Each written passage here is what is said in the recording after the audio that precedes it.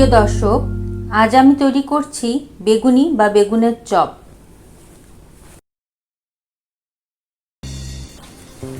বেগুন এরকম পাতলা করে কেটে নিয়েছি। বেসন পরিমাণ মতো, তেল পরিমাণ মতো, লবণ স্বাদ মতো, হলুদ গুঁড়া, মরিচ গুঁড়া, জিরা গুঁড়া, আদা বাটা, রসুন বাটা।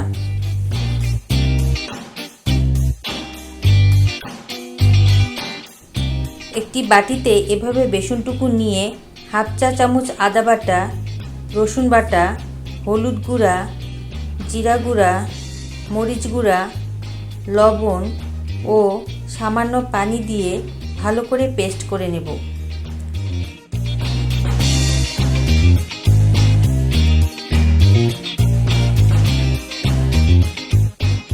এরপর প্যানে একটু বেশি পরিমাণে তেল দেব, কারণ এগুলো আমরা ডুবো তেলে ভাজবো।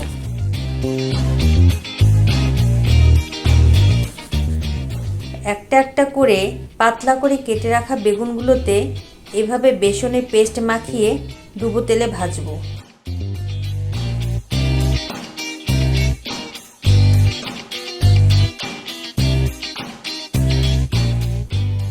মাঝে মাঝে উল্টিয়ে পাল্টিয়ে নেব।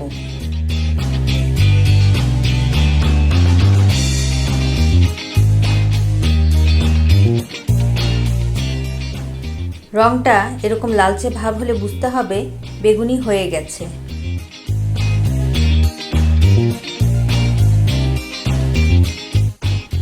এরপর নামিয়ে গরম গরম পরিবেশন করুন।